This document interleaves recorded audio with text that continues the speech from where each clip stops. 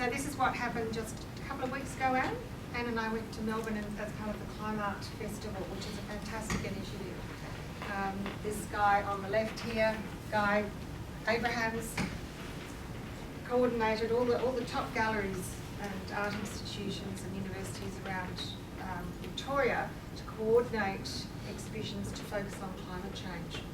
And this is Bill Fox opening the exhibition in Melbourne, the Anthropocene Cabinet of Curiosities. And that's the piece that I put in along with lighting designer Mark Pascal. And I worked with this, Anne and I went to his studio, and it really was a conversation. It came together very quickly, and I'm happy with it. This is now what we're envisaging for where we go from here. So Sydney Science Festival is in August, and we've been invited to put something together for that. So this is just a vision at this stage. We have spaces in the science building, in the new part of the science building, where we have some work already, and the vision is to build on that with works that have come from more conversations with more of you, artists and scientists, particularly within UTS, but also outside, and we've got internationals who will be involved in this too, David Buckland and Andrea One, Evelyn Collin in Canada, for example, will see the stuff. This is another space you may or may not be aware of, the atrium, the data atrium, which, thanks to Seb, is still there since when? God, a couple of years now. We just put it there, you know, and thought, let's see what happens if we just leave it there. And people love it. And the students have said, because it's a study area, it really helps us concentrate. And nobody's asked us to take it away, so here we are. We've continuously been running screening works in that. So that's, you might have noticed there are some signs that Anne's just put up there, and we've got plans for that.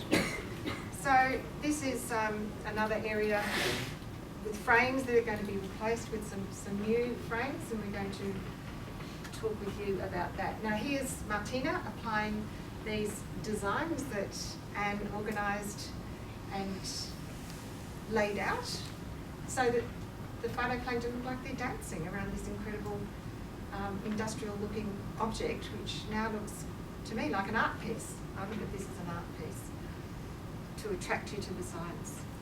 So we've just had the conversation this morning with you, Martina, about the possibility of that being part of the Science Week.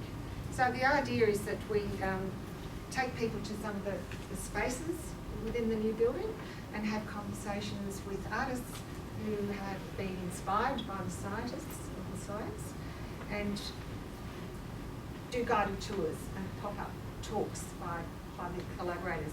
Now this is just a still from a movie recently made by a young student in media arts here, and as you might recognise that lecture theatre in the new building, and he would be one of the artists who's really happy to talk about what it is about that space that inspired him to do this.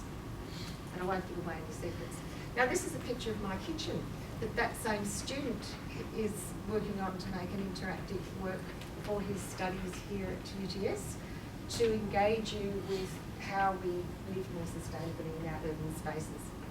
So that's a contender for a conversation or presentation. We'll just see. Further down the track, we have in 2018, there's a big conference in Hobart, which is when results of some research that's happening right now, or data collection that's happening this Antarctic summer, and you're probably well aware of this, Martina. It's a result from the Sentinel Ocean meeting from 2012, led by Andrew Constable. Mm-hmm. And I attended that meeting long ago, and this has really been a revelation to me, just how long it takes to collect this data and how much funding it requires to support these extraordinarily expensive expeditions and experiments that they do. And so in 2018 will be presentations of the results of the work that they're doing now, and we'll be collecting the data for this summer to monitor the health of the world's oceans. So it's ocean science, and they'll be looking at it from very many different perspectives. So I'll be looking at krill, glacial ice melt at the edges of the ice cliffs, and phytoplankton, of course. Now this is an image by an artist called Adam Sabir, who's working with some technology that I believe Andy brought into the university. Is that correct, Peter? And it's a bit of technology, I understand, that works with infrared to register the heat in foliage.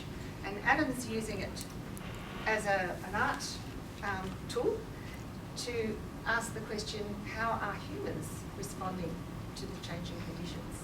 So this is a symbolic representation of the heat. This is a human walking through the forest and photographed, and he's doing videos as well.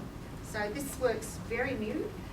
It's going to be presented at Culture at Work Gallery. He's an artist in residence at Culture at Work, which is another hub of art science connecting down in Piedmont. Is Cheryl Ryan here today? She's very busy doing her hub thing like we are. So, but purely you're involved in that program, aren't you, as a speaker? You speak to children and other people.